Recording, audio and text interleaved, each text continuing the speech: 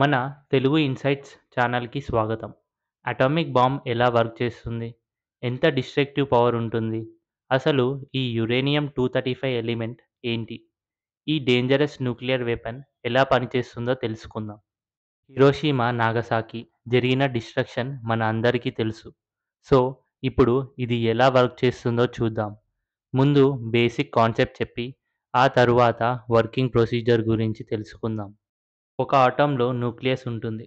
అందులో ప్రోటాన్స్ ఇంకా న్యూట్రాన్స్ ఉంటాయి. ఈ ప్రోటాన్స్, న్యూట్రాన్స్ ఒక దగ్గర ఉంచడానికి న్యూక్లియస్కి చాలా ఎనర్జీ కావాలి. ఈ ప్రోటాన్స్, న్యూట్రాన్స్ వల్లనే పీరియాడిక్ టేబుల్లో ఎలిమెంట్స్ వెయిట్ ఎక్కువ తక్కువ ఉంటుంది. యురేనియం 238 ఎలిమెంట్ అటామిక్ నెంబర్ 92 అంటే 92 ప్రోటాన్స్ ఉంటాయి. ఇంకా 146 న్యూట్రాన్స్ ఉంటాయి. మొత్తం అటామిక్ మాస్ 238. కానీ యురేనియం 235లో 3 న్యూట్రాన్స్ తక్కువ ఉంటాయి. అందుకే ఇది నేచర్లో ఐసోటోప్స్గా ఉంటుంది. ఐసోటోప్ అంటే అన్‌స్టేబుల్. ఇలా అన్‌స్టేబుల్‌గా ఉండటం వలన ఒక న్యూట్రాన్ యాడ్ చేసినా ఈ న్యూక్లియస్ బ్రేక్ అవుతుంది. ఒక యురేనియం 235 ఆటమ్‌ని న్యూట్రాన్‌తో హిట్ చేస్తే ఆటమ్ స్టేబుల్‌గా కావడానికి అది స్ప్లిట్ అయ్యి 2 స్మాలర్ ఆటమ్స్ బేరియం, క్రిప్టాన్‌గా మారుతాయి. 3 న్యూట్రాన్స్ ఇంకా ఎనర్జీ రిలీజ్ చేస్తుంది. ఈ న్యూట్రాన్స్ ఇంకో యురేనియం ఆటమ్‌ని హిట్ చేస్తాయి.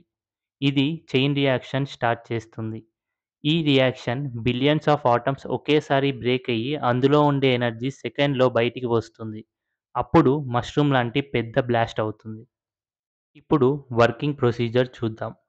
Atomic bomb design main key parts ఏంటి అంటే neutron initiator, fissile material, explosives, tamper, reflector and outer shell ఉంటాయి. ముందుగా ఇందులో ఎలక్ట్రానిక్ కాంపోనెంట్ ఎక్స్ యూనిట్ ఉంటుంది. ఇందులో కెపాసిటర్స్ ఉంటాయి.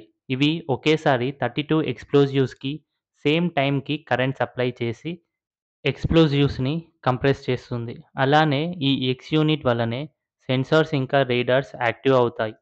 నెక్స్ట్ ఫిసైల్ మెటీరియల్ కోర్లో యురేనియం 235 ఆర్ ప్లూటోనియం ఉంటుంది. ఇది చైన్ రియాక్షన్కి మెయిన్ సోర్స్. హిరోషిమా బాంబ్లో 64 కేజీ యురేనియం 235 యూజ్ చేశారు. ఫ్యాట్ మ్యాన్ బాంబ్స్లో యురేనియం లాంటివి యూజ్ చేస్తారు.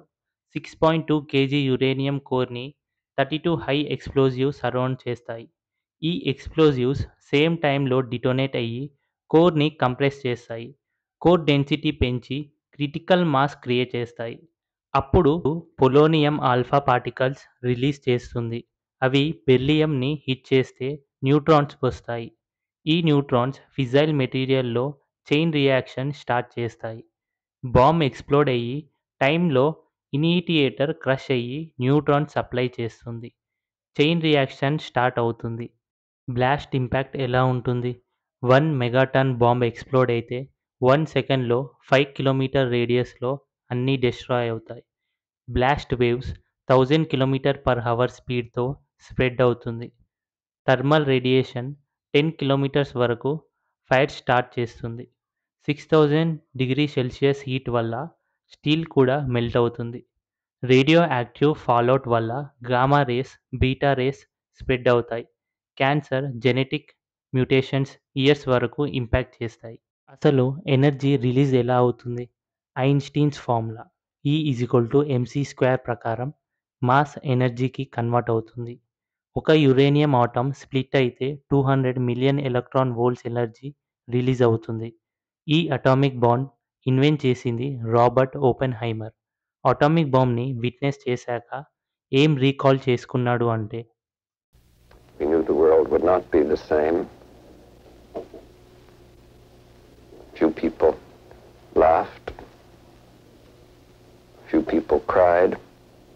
Most people were silent.